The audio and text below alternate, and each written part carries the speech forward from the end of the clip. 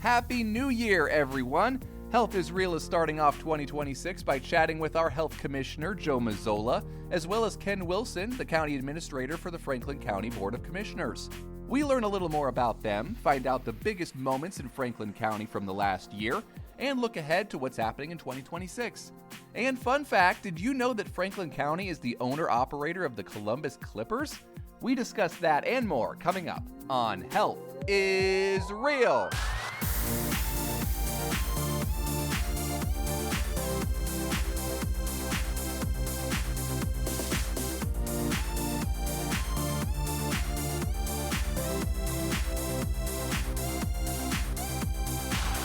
Come on in, stay a while. Andrew Stinson here alongside Zach Watson. The name of the podcast is Health is Real from Franklin County Public Health. Coming to you today from Memorial Hall in downtown Columbus. Zach, how are you doing today? I'm fantastic, Andrew. How are you doing? You know, I'm doing great. We have two guests today. Two wonderful guests. We have Joe Mazzola, Health Commissioner here at Franklin County Public Health. How's it going today, Joe? Good, Andrew. How are you? Great. And also, we have Ken Wilson, County Administrator for Franklin County Board of Commissioners. Ken, how are you doing today? I am doing marvelous. Marvelous. How are you? Love that. Love to hear it. So, we wanted to know a little bit more about both of you before we really get into it. Tell us a little bit about your background and how you ended up working here at Franklin County. Joe, you want to go ahead and go first on that one? Sure. Yeah. So I've actually been at the health department 10 years this past November. I'm so really excited about that. But before Franklin County Public Health, I worked at the state health department for 7 years, mostly as a local health department liaison. So I got to know all the local health departments across the state of Ohio and kind of how local public health works. So was fortunate to do that for 7 years. And before that, I worked in tobacco control for the state of Ohio. And really that's where I got my start in public health, is working in tobacco control up in Northeast Ohio. So I have a master's in public administration from Kent State University, and have been in public health for almost 20 years now. So that was my kind of my quick journey to Franklin County Public Health, but it's been really great. I always tell folks, we're really fortunate to work in a community that supports public health. And here at the health department, we've got great staff. So just really grateful to be part of the team. Excellent. Ken, how about you? I'm just going to lead off in the heart of Buckeye Land, Franklin County, Ohio, and say leading off the bat, I'm a graduate of Michigan State University, James Madison College. There studied public policy and urban affairs at a cognitive and business studies. And that led me to Ohio University, Bobcats, #Forever Ohio. So I stuck with green, so to speak. I hate that school up north as well, so that's going to score me any points on this Health absolutely. is Real podcast. I'm going to put that shout out there. I don't like that state up north. The University of Michigan, that is. I just said their name. I started off as a result of being a graduate student at Ohio University. I had to do a field experience in the state legislature, working in Senate Minority Caucus, working in public finance there. Was a veteran of 6 state budgets. Moved on from there to Franklin County in 2005 to be the director of the Office of Management and Budget. Again, following my love for public finance and how public finance links with budgets. You know that old saying, show me your budget, show me your priorities. So I learned those lessons early on. And then kind of moving over the last 20 years with Team Franklin County as a deputy county administrator for about 5 years. And then for about a decade plus, I've been county administrator of this great county. Wow. Yeah, I love that. So through the podcast, we've introduced folks to how Franklin County government works. So with that in mind, I want to ask both of you, what's a typical day, look like for you? And I'll let either one of you take it first, whoever wants to go. No day does look typical. Okay. There are so many different situations that occur. That's why planning is so important and thinking strategically. Because if you don't have a plan in this county that's as diverse as ours, that's almost 1.4 million people, now the largest county in the state, with so many unique challenges and opportunities, you could easily be in a constant state of chaos if you didn't plan. Yeah. Just think, if you were a boxer and you didn't study film, if you didn't prepare yourself, when you get hit for the first time, you really gonna be messed up if you have no game plan whatsoever. Yeah. So like me getting into a boxing ring today. There you go. Yeah, That's absolutely. Right. Yeah, that makes a lot of sense. I'm glad that you bring that up. Joe, what about you?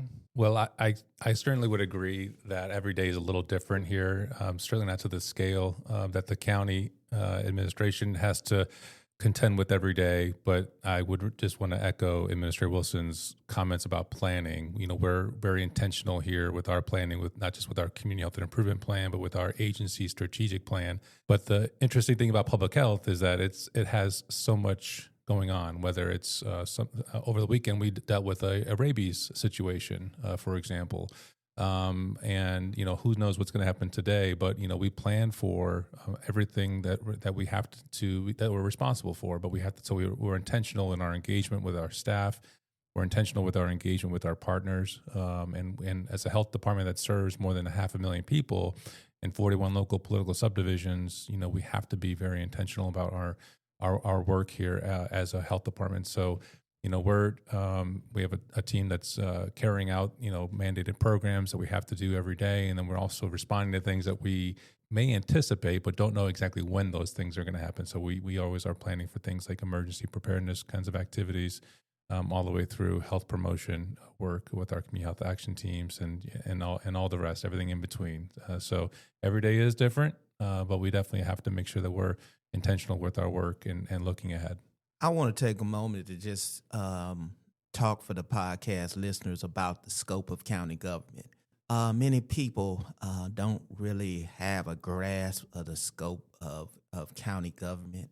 They have a feel and a vibe for what they see as municipal government. They see the federal government in action. But as the Health Commissioner says, counties are hyper-local. With all of the townships and villages in the municipalities other than the largest city that is in Franklin County, which is the city of Columbus, all these other unique communities that make up Franklin County has different things that have to be dealt with, have to be accounted for. When I talk to people about county government, I sum it up like this. We pretty much at the county government level deal with everything except picking up your solid waste when you set it on the curb on your designated trash day and putting out fires or getting cats out of trees. We don't do that. Everything else, if you Google county government, we touch it in some way if you really, want to be a policy wonk and look at county government and all the different things that we do. Yeah, absolutely. Now, I wanted to ask both of you, we're here at the end of 2025. When you're listening to this, it'll be early 2026. Looking back at the year, what were some of the big moments that you want to highlight? And you'll both have an opportunity. Joe, do you have anything you want to talk about from a Franklin County public health perspective, looking back on the year? Well, 2025 was the year that things were supposed to kind of go back to normal, if you will. And as I think back at the year, I would say that it was a turbulent year in some respects, but it was also a year of some really significant accomplishments here at the health department. Let me start by kind of talking about a program that we do here every day, and that's our plumbing, permitting and inspecting program. We have a team of certified plumbing and medical gas professionals who every day go out and inspect commercial and residential plumbing projects, whether new builds or renovations throughout our health jurisdiction. And for the longest time, that process was done on paper. So someone would call in and say, hey, we want to do this project, and then we get a permit approved, and then that would come over to us, and we would, kind of write down when we want to go out for that inspection, and then we would schedule it, and then we would go out and complete it. That, of course, is not super efficient. But because of some investment that the county administration provided for us, some resources from the American Rescue Plan dollars, in May, we went live with a brand new IT system that allows us to take all of that permitting and inspection information online so our contractors can provide that to us directly. All of that goes through with working in collaboration with our local municipalities, and we're able to now do all of that work much more efficiently. When we think about that kind of work, you're talking about thousands and thousands of inspections that are completed every year. And this year we had, from a revenue standpoint and from an inspection standpoint, a record-breaking year. And it was because of the investment in the information technology system that we've adopted for our plumbing program. We also, that same system, the state adopted for different environmental health modules for our food licensing program, as well as our body art facilities and community and public swimming pools. So from an IT perspective, we made some really big advancements there, which we're really excited about. We also, as you two know more than I do, we also have not just the podcast, clearly has been a huge success, but we have a new website as well, which is much more customer focused, much more user friendly, and continues to meet the needs of our community in terms of readability, accessibility, and from a health literacy standpoint, we were very intentional to make sure that it was meeting those standards. I know we're working with the county right now to continue to improve that to meet some other state and federal requirements. So from a communication standpoint, we're really excited about some of the accomplishments there. So kudos to the two of you and the rest of the communications team. But, as we think about our annual report for 2025, there'll be much more acknowledgments about some of the community engagement that we did this year. We set some records in terms of the number of events that we went to, the number of individuals that we contacted through those events. We think about other things like our involvement with the Columbus and Franklin County Addiction Plan, for example, or Celebrate One. We continue to stay really engaged there. And then we've started the process of our new community health improvement plan, which as Minister Wilson and we talked about that on your podcast about how we are really well aligned with our county administration partners and all of county government. And so this year's been turbulent. I go back to that because we lost some funding, a lot of federal funding this year.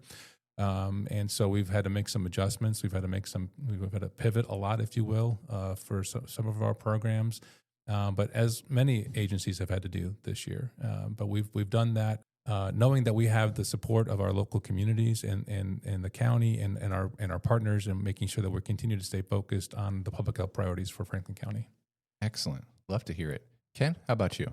Thank you. I think one of the things that comes to mind that gives me the most sense of hope and pride, the resiliency, perseverance that has been shown by Franklin County, not only as a government, but as a community. As the Health Commissioner says, there's 2025 has presented challenges, had to, be reactive to a lot of different policy changes, but people have stayed focused on what matters most. Now we look 5 years in the rearview mirror post-COVID, and I think that while it was one of the most challenging times in history, of course, for communities like ours, I think we are a stronger community now that we've learned the lessons from that point in time. One of those lessons is that public health matters.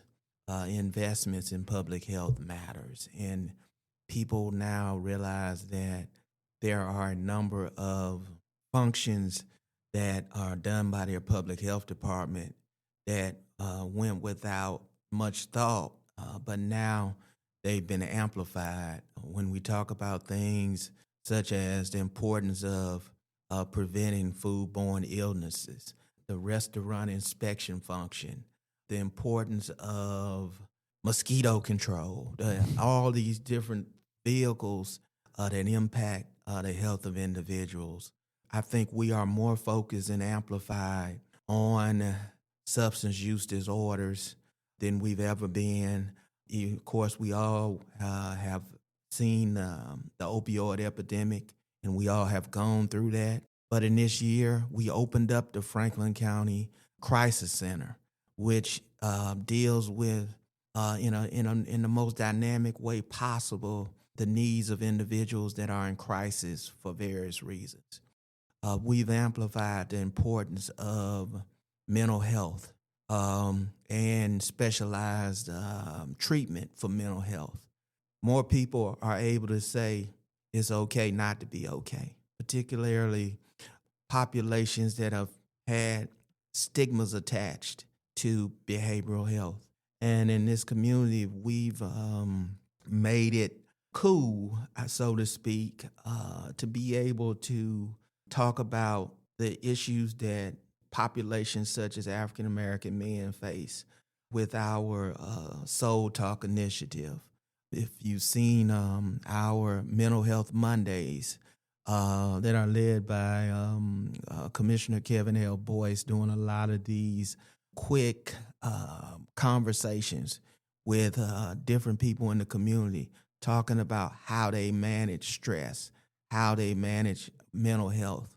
All these things are raising an awareness in our community, and the focus that has continued to be on our youth and providing opportunities for our youth in the communities for youth development, job training opportunities, our historical level of investments in 0 to 5, and the continued focus on early learning and improving outcomes by ensuring that more of our children in Franklin County enter kindergarten prepared. Our focus as a county on reducing poverty, particularly, again, amongst our children and our senior population, which are two most vulnerable populations within Franklin County. But there's been a continued conscientious focus on reducing poverty, reducing health disparities. I'm glad that you bring that all up, Ken. You know, I tell people I work for Franklin County Public Health, and that's true, obviously, but I also consider myself a county worker. And it's really, I think one thing that people don't understand how nice it is to know that the county, as long as I've been here, the mission statement's always been the same, right? The world around us may change at any time, but the county has always remained very, very committed to making the lives of residents like as good as possible, improving, helping lift people up, and keeping our communities vibrant and strong.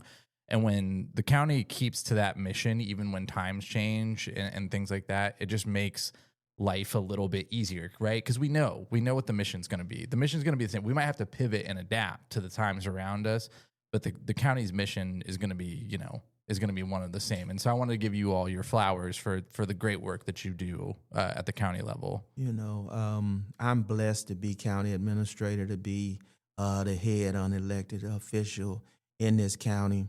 But the real credit goes to the 3 county commissioners, President Erica Crowley, Commissioner John O'Grady, and Commissioner Kevin L. Boyce, because without their leadership, none of this all would be possible.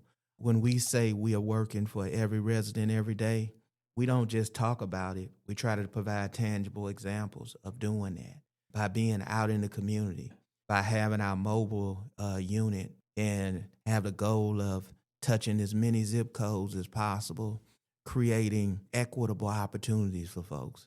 Another one of the statements that's often made by one of our county commissioners, Erica Crawley, is that it is our goal that people don't just survive, but they thrive in Franklin County.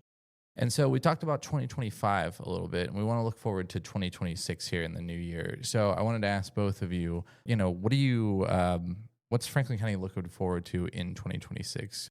Doing everything better than we did in 2025. In doing that will be difficult because we are in a tighter fiscal environment than we were even in 2025. We had to make painful reductions in community grant programs for this 26th year that we're stepping through. Generally across the board in a number of the agencies saw a minimum of a 2.5% reduction. So we're going to maintain our goal of being better each day. Service, excellence, and progress and opportunity is what we talk about all the time. So even with a tough budget, me as the leader at the helm of Team Franklin County, I got to preach a no excuse attitude, in that we must be hyper focused on achievement and excellence every day when it comes to serving our residents. So, a couple of things I think as I'm thinking about 2026, Mr. Wilson talked about continuing to improve. It's something that we hold ourselves accountable to every day, every year. It's one of the things that, as a nationally accredited health department, we are committed to and we are measured on in terms of how we carry out our programs and services. Is how do we continue to get better? How can we continue to meet the needs of the community? And yes, budgets are always something that are very important for us to be aware of. And, we're very fortunate that we do receive funding from our local communities, our townships, villages, our cities. The county commissioners are very generous in their support for public health. But we do know that budgets will be a little bit tighter again next year. So we're going to continue to make sure that we stay focused on improving efficiencies here in the health department, making sure that we're doing everything we can to maximize the resources that we have. And while doing that, staying committed to the priorities that our community has set. I mentioned a couple of times about our community health improvement plan. We'll have a brand new plan that'll be done in February, and it'll be completed with the guidance and the input of all of our stakeholders and our community partners. One of the things that's going to be new in 2026 is a collaborative approach to how we address adverse childhood experiences in Franklin County. The administrator talked about kindergarten readiness. We know that ACEs affects kids in terms of development all the way through adulthood. And so as we look at ACEs, we're gonna put together and have started a coalition to really kind of connect those dots when we think about how do ACEs affect development, how do ACEs affect mental health, chronic disease, addiction, educational attainment, workforce development, all of those things. And so that's going to be something that's going to be brand new in 2026, which we're really, really excited about. And the other thing that's going to happen in 2026 is the continued development of the Community Information Exchange, the CIE, if you will, which we have been talking a lot about over the last couple of years because of the investment of Franklin County, the City of Columbus, and all of our community partners with leadership from Smart Columbus. Franklin County Public Health has been a part of the Care Coordination Council for the CIE, and it is starting to be developed right now. And by the end of 2026, we're, I think, going to be in a really great place to start to see what it's going to look like. It's going to be deployed in 2027. So 2026 is going to be a really, really pivotal year for that as well. And from an efficiency standpoint, when you think about how all of our community health workers and all of our social workers and community organizations work to connect individuals to resources, the CIE is going to help us be so much more efficient in that regard and be able to really stretch how our employees and our partners are able to connect those individuals to resources more efficiently. So we're excited about that as well. So I think 2026 is going to be, a really strong year for Franklin County. 2025, as we've seen and just talked about, has been disruptive. We saw things like a measles outbreak here in Franklin County, which we haven't seen in a couple of years. So we don't know what to expect, but we do know that we're well positioned, and that we are looking forward to continuing to stay focused on those priorities in the next year. Collaborations are so vital in our community. And in order to achieve our goals for 2026 in a tight fiscal environment, our ability to collaborate is going to be crucial. And when I say collaboration, it can a collaboration amongst governmental entities is great, which we do a good job of, which is evidenced by the Health Commissioner and myself here having this conversation on this podcast, is evidence of that collaboration, being able to collaborate between the county and the health department for an innovative contract that we put in place to provide emergency shelter for people in crises. These are innovative, outside-the-box things that people would never connect the public health department and county government together. But these kind of things become models for other communities to follow. But to my main point, collaboration that must exist, and we know how to do it here in Franklin County, must exist between the public sector, the private sector, and our nonprofit sector. They all must come collectively together and leverage resources for the betterment of everybody. Can I just build on that really quickly? Because you made me think about something there. In the fall, when we saw the disruption of SNAP benefits here in Franklin County, across the nation, we saw a community come together. We didn't just see government. Government stepped up. The county commissioners stepped up, and other county agencies stepped up, Jobs and Family Services. But we also saw the nonprofits step in and step up to make sure that our residents had resources that they needed. That's the kind of collaboration that doesn't happen everywhere. Yeah, I talked to my peers across the state. That did not happen in every community. What we saw in the fall was very, very scary and disruptive for many, many families. And this community said, that's not, we are not going to just let that happen. We're going to come together. We're going to figure out how do we find resources. The philanthropic community stepped in, the nonprofits stepped in, the government, everybody helped kind of put resources in place for that. And when we think about food insecurity, that's one of the public health priorities for our community. Transitional housing and the housing crisis that we continue to face here in Franklin County, we're very, very fortunate to be able to provide temporary resources for residents because of the funding that we receive from Franklin County, and help families in those crisis moments and help them get to a better place, and a longer term solution for them. It's not just about getting them into transitional housing for the week or the month. We also work with them with a community health worker to help them kind of get through not just that emergency, but then also helping them with resources in a longer term commitment. That's the kind of vision that the county has, and we're really fortunate that we can help play a part in that. Love it. Looking forward to 2026 for sure. Yeah, absolutely.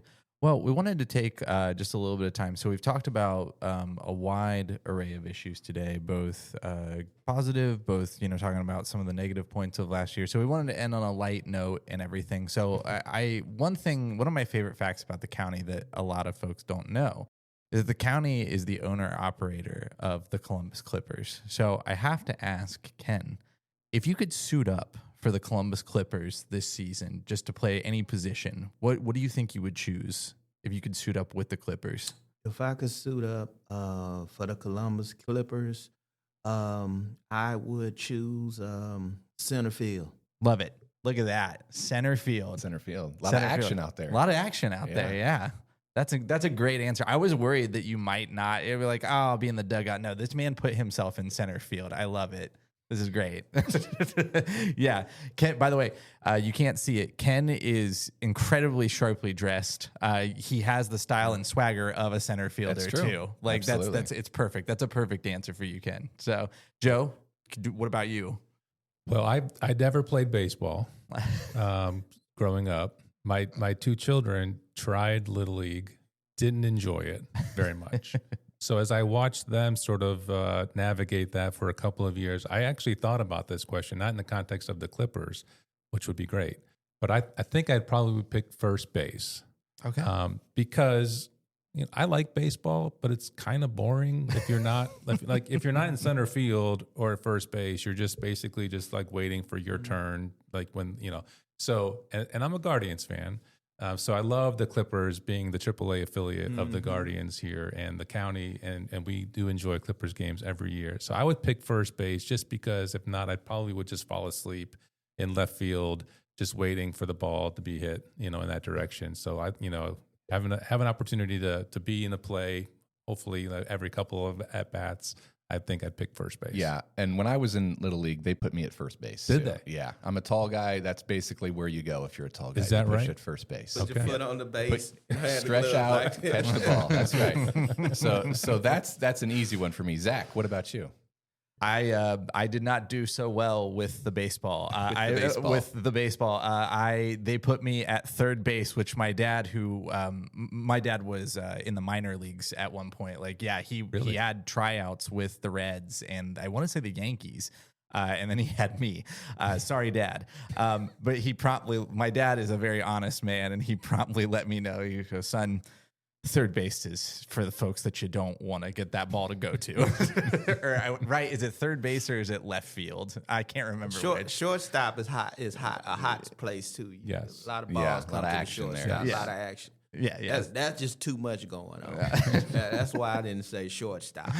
I said center field because at least I see everything coming in center field. Right. It's a great view out there. Yep. I don't see everything. Yes.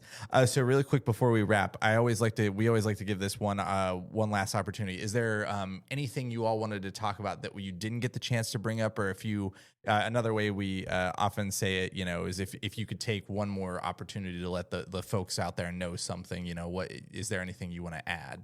Two things that I didn't mention. One is in 2025, Franklin County Public Health expanded our vaccine clinics around the county.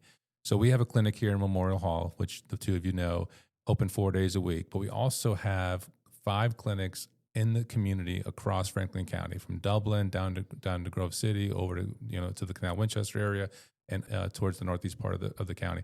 Those clinics were expanded this year, and we're going to look for more opportunities to continue to expand our vaccine clinics across Franklin County and collaborate with other providers.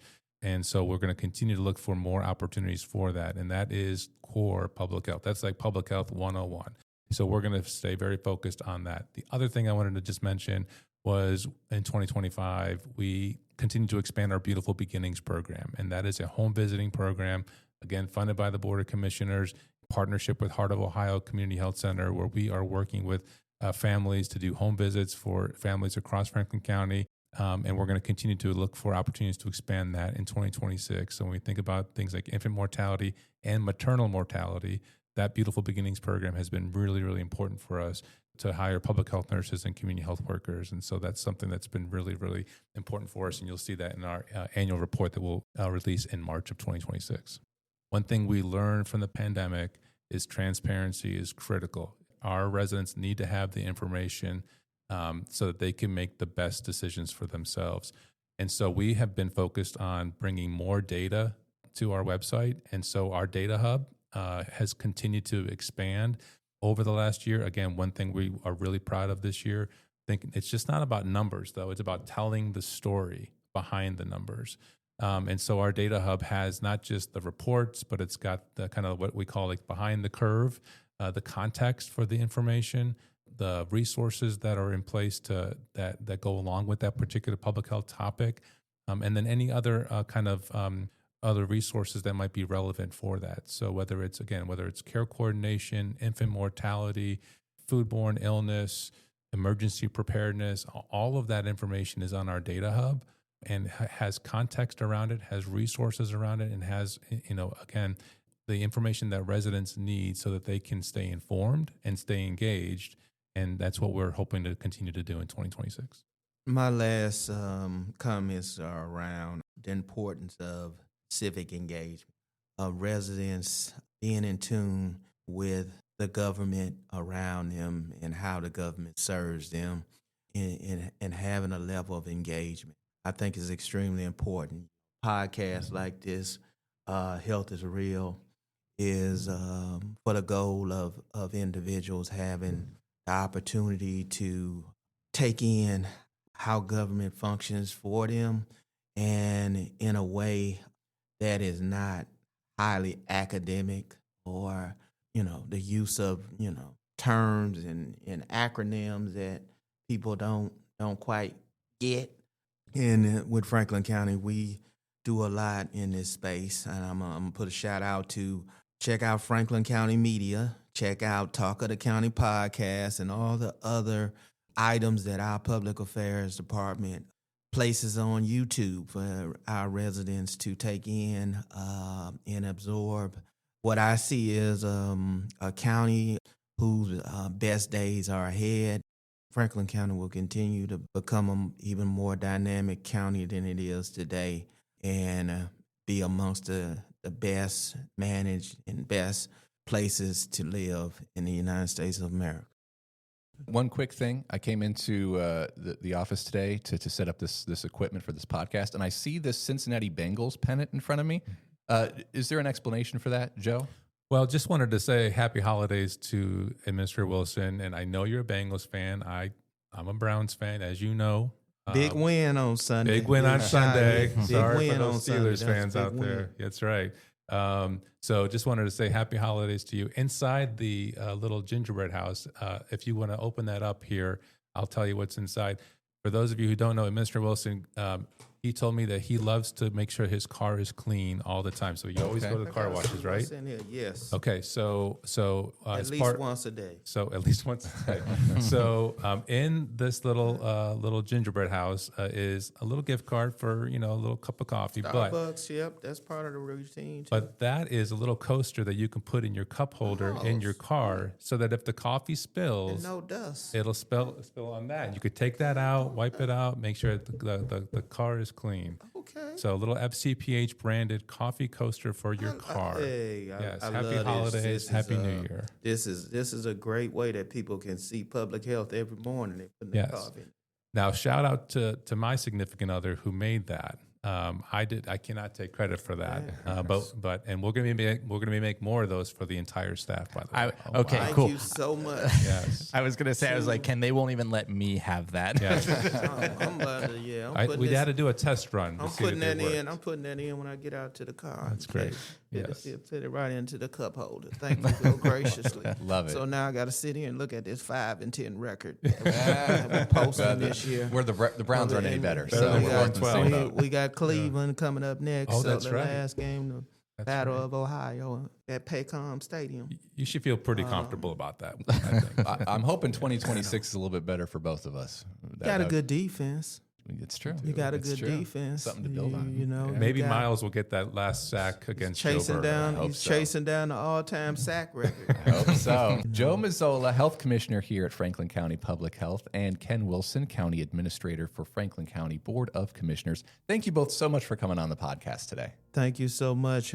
Thank you, Health Commissioner Mazzola, for having me, and thank you guys. Did an excellent job walking us through this podcast, and I look forward to additional episodes going online. Yes, thanks so much for joining us. Rooting for you to be on Spotify, Apple, everywhere you get your podcasts, right. iTunes, wherever you get your podcasts. That's where y'all guys need to be.